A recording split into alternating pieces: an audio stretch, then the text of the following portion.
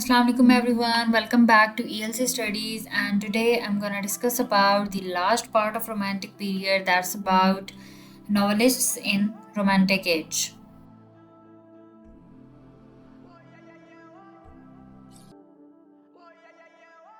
The great novelists of the romantic period are Jane Austen and Scott, but before them there appeared some novelists who came under the spell of medievalism and wrote novels of terror or the gothic novels.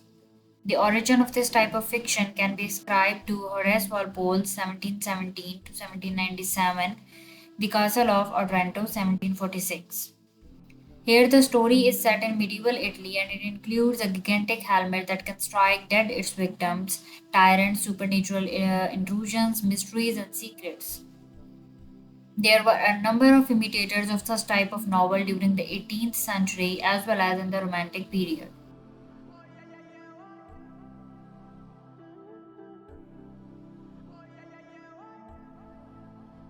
The number one type of novel is Gothic novel. We are going to discuss about it in detail. The most popular of the writers of the terror or Gothic novel during the Romantic age was Mrs. Anne Radcliffe, 1764 to 1823, of whose five novels the best known are The Mysteries of Udolpho and The Italian. She initiated the mechanism of the terror tale as practiced by Horace Walpole and his followers, but combined it with sentimental but effective description of scenery.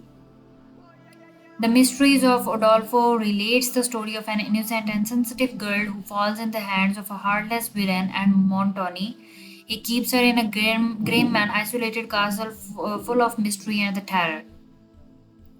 The novels of Mrs. Radcliffe's became very popular and they influenced some of the great writers like Byron and Shelley. Later, they influenced the Bronte sisters, whose imagination was stimulated by these strange stories.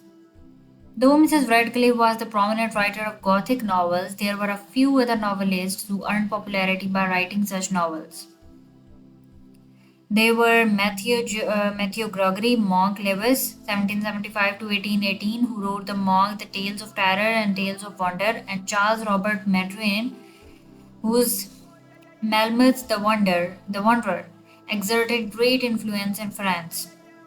But the most popular fall terror tales was Frankenstein, 1817, written by Mrs. Shelley. It is the story of a mechanical monster with human power, capable of performing terrifying deeds. Of all the novels, it is the only one which is popular even today.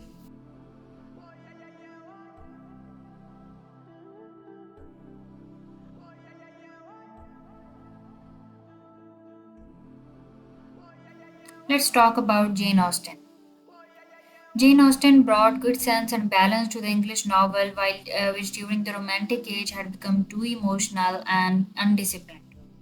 The novel, which in the hands of Richardson and Fielding had been a faithful record of real life and of working of art and imagination, became in the closing years of 18th century the literature of crime, insanity, and terror. It therefore needed a castigation and reform which were provided by Jane Austen. Living a quiet life, she published her six novels anonymously, which have now placed her among the front rank of English novelists. During the time of great turmoil and revolution in various fields, she quietly went on with her work, making no great effort to get a publisher, and when a publisher was got, contenting herself with meager remuneration and never permitting her name to appear on the title page. She is one of the sincerest examples in English literature of art for art's sake. In all, Jane Austen wrote six novels: Pride and Prejudice, Sense and Sensibility, Emma, Mansfield Park, Northanger Abbey, and Persuasion. Of these, Pride and Prejudice is the best and most widely read of her novels. As a novelist, Jane Austen worked in a narrow field. She was the daughter of a humble clergyman living in a little village. Except for short visits to neighboring places, she lived a static life, but she had such a keen power of observation that the simple country people became the characters of her knowledge. It is the small, quiet world of all these people, free from the mighty interests, passions, ambitions, and tragic struggles of life that Jane Austen depicts in her novels. Among her contemporaries, only Scott realized the greatness and permanent worth of her work and most aptly remarked, That young lady has a talent for describing the involvements and feelings and characters of ordinary life, which is to me the most wonderful ever met with.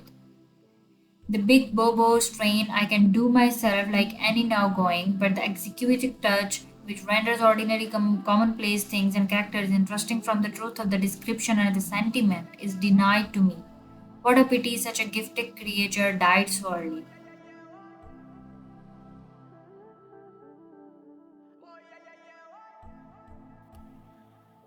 The third one is Sir Walter Scott, 1771 to 1832.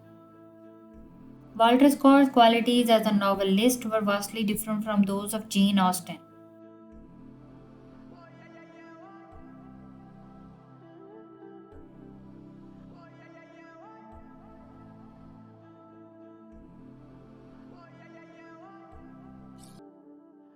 Whereas Jane Austen painted domestic miniatures, Scott depicted pageantry of history on broader canvases.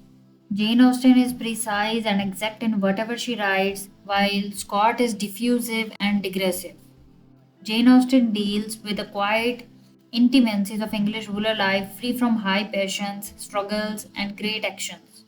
Scott, on the other hand, deals with the chivalric, exciting, romantic, and adventurous life of the Highlanders, people living on the border of England and Scotland, among whom he spent much of his youth, or with glorious scenes of past history.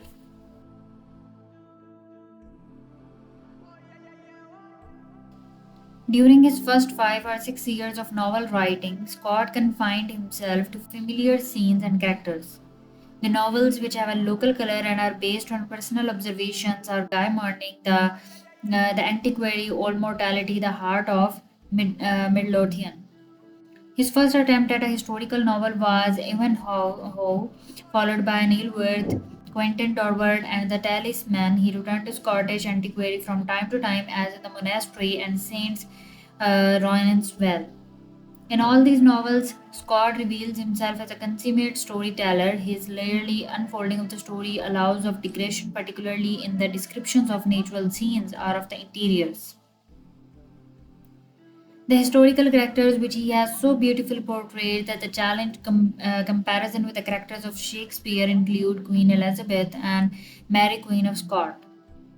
Besides these, he has given a number of imperishable portraits of the creatures of his imagination. He is superb master of the dialogue, which is invariably true of character. The novels of Scott betray the same imaginative joy in the recreation of the past as his poetry. But the novel offered him a more adaptable and wider field than the narrative poem. It gave him a better opportunity for the display of his varied gifts, his antiquarian knowledge, his observation of life and character, his delight in popular as well as the courtly scenes, and his rich humor.